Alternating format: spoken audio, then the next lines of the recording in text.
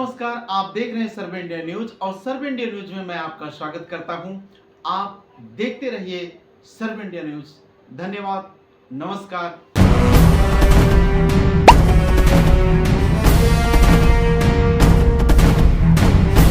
उस संविधान में सारे कानून, फंडामेंटल अधिकार, मानवाधिकार, पढ़ाई लिखाई का अधिकार, संपत्ति रखने का अधिकार बाबा साहब ने संविधान में दिया।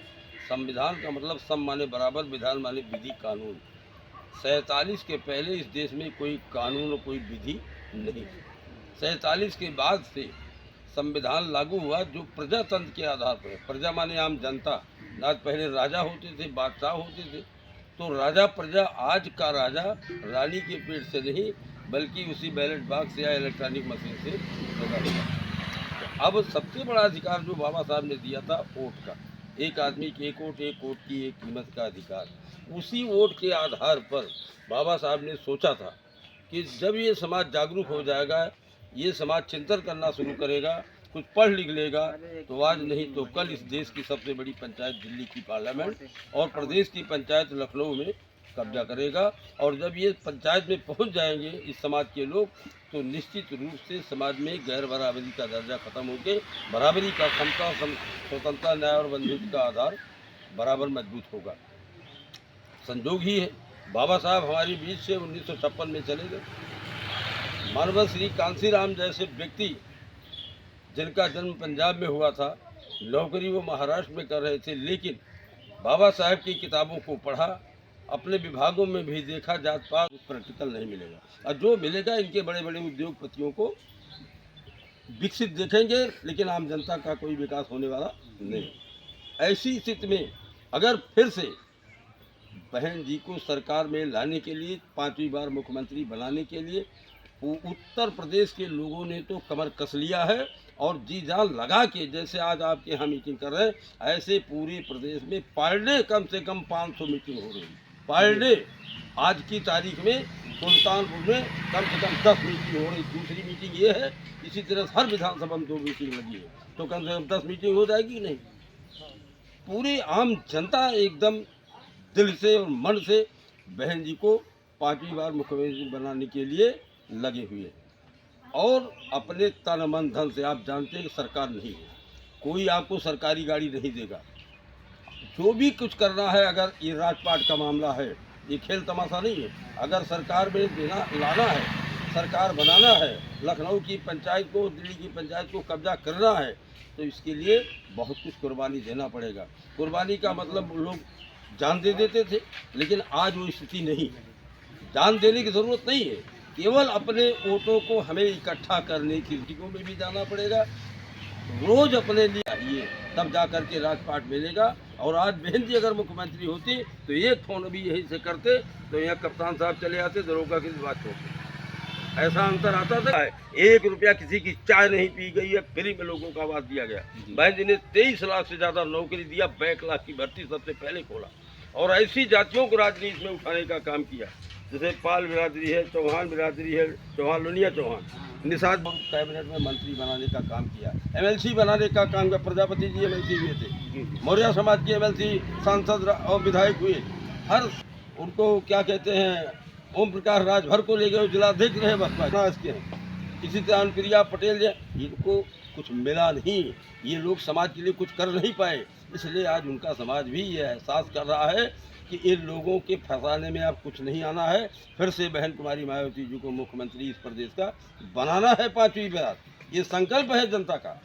तो जो 9 अक्टूबर को मानवर कांसीराम जैसे मसीहा, जिन्होंने अपना पूरा जीवन लगा दिया समाज के लिए, उनकी निधन 2006 में ही हो गया था, 9 अक्टूबर 2006। तो मानवर जी की पुण्यतिथि का कार्यक्रम है, जिसका महारैली के रूप में दिया गया है। मानवर जी को बनाएंगे। पहले बहुमत की सरकार नहीं थी, जब साहब खत्म हो गए और 2007 में बहन जी की पूर्ण बहुमत की सरकार बनाकर जनता ने ताकत पहुंचाने का काम किया। तो इसलिए साथियों, आपको अपनी रैली में जाना है, तो इसलिए सतर्क रहना जरूरी है। आप लोग, मान लीजिए हम लोग हैं, आज हम लोग तो हर जगह लगे ही हैं, लेकिन आप लोग और लोगों से प्लानिंग करके कोशिश करिएगा कि अगर बस हो पाए बस कर लीजिए, नहीं हो पा रहा है तो बोलेरो कर लीजिए 3-4 ठो। अगर 3-3, 4-400 रुपया चंदा दे देंगे तो ये अपनी पार्टी के लिए करेंगे। जाएंगे कार्यक्रम स्थल तक आसानी से पहुंच जाएंगे। और गाजीपुर, देवरिया, बलिया के लोग जो है वो 7 तारीख की रात में आ जाएंगे। वहाँ तमाम सांस्कृतिक कार्यक्रम, गायक रहेंगे, तमाम कार्यक्रम चलता रहेगा। तो रमा भाई अम्बेडकर मैदान भी बुक है, बैंक भी ने बुक कराया है ताकि हमारे लोग रुक सकें। और आप लोगों देखिए, आप सब जिम्मेदार लोग हैं। आप लोग अगर चाहेंगे 40-50, आज कोई आपके साथ अन्याय अत्याचार करने की हिम्मत नहीं करता। अगर लंबा अरसा एक आध बार ऐसे और पार हो गया तो कहीं एकदम सरकार खत्म हो गई, बहुजन समाज पार्टी खत्म, ऐसा कुछ नहीं था। झूठ बोल करके गांव में हवा फैलाई गई, बहुजन समाज पार्टी खत्म। बहुजन समाज पार्टी न खत्म हुई न होगी। अभी फौजी साहब ने बताया आपको, बहुजन समाज पार्टी भारतीय जनता पार्टी के बाद दूसरे नंबर की सबसे बड़ी पार्टी है पूरे देश में, राष्ट्रीय पार्टी है। कांग्रेस के पास भी कार्यकर्ता यहाँ नहीं है, लेकिन बहुजन समाज पार्टी का कार्यकर्ता हर गांव में, हर बूथ पर। तो बहुत मजबूत पार्टी है। केवल अदर जातियों होगा, पूरे प्रदेश की जनता ने कमर कस लिया है। और फिर से 27 में सरकार बहुजन समाज पार्टी की बनेगी, बहन कुमारी मायावती जी मुख्यमंत्री बनेगी, भारतीय जनता पार्टी यहाँ से नाबूद होगा, केवल आप लोगों के हिम्मत और हौसले के आधार पर। इसलिए मैं यही निवेदन कर रहा हूँ कि आप लोग हर हाल में दूसरे प्रदेश के लोगों को भी और दूसरे समाज के लोगों को भी इससे देख कर एक माहौल खड़ा होगा कि भाई बहुजन समाज पार्टी बहुत बड़ी ताकत में फिर से सरकार बनाने की ओर अग्रसर है। लेकिन इसमें लगना आप सबको पड़ेगा। किसी जाति धर्म की बात नहीं, सर्व समाज के लिए बहन जी ने काम किया है। आज हर गांव में सफाई कर्मी आपको मिलेंगे। 1,15,400 लोग नौकरी पाए, आज 42,000 तनख्वाह पा रहे हैं। तमाम लाखों पुलिसकर्मी भर्ती हुए हैं, 1,20,000 शिक्षा मित्र भर्ती हुए हैं। इसी तरह से हर विभाग में बहन जी ने नौकरी देने का काम किया। आज एक भी नौकरी नहीं मिल रही है, और अगर दे रहे हैं तो पक्षपात कर रहे हैं जात के आधार पर, और वो भी संविदा पर। सरकारी नौकरी किसी को नहीं दे पा रहे हैं। नौकरी ने 23 लाख नौकरी कम नहीं होती है। अगर इसी बार दोबारा सरकार आई है क्षेत्र में, आप लोगों का आशीर्वाद से हम लोग चाहते हैं कि एक बार मन से आप लोग लग जाइए, और लग जाए जैसे 3 आदमी 4 आदमी मिल करके बात करिए तो उसका एक प्रभाव पड़ता है। एक आदमी के कहने से लोग उसको टालते हैं। जब मन से एक दिन भर हर्जा कर दीजिए, 2 दिन, इस समय खेती बाड़ी का काम बहुत ज़्यादा नहीं है। अब आप ही लोग सीनियर हैं, आप ही लोग जिम्मेदार हैं, आप ही लोगों को बूथ पर संभालना है। कोई और सीनियर नहीं आएगा अलग से समझाने के लिए। इसलिए कि मामला राजपाट का है, लड़ाई राजपाट की है। राजपाट तभी मिलेगा जब आप हिम्मत और हौसले के साथ लगेंगे, आज भी और चुनाव में भी।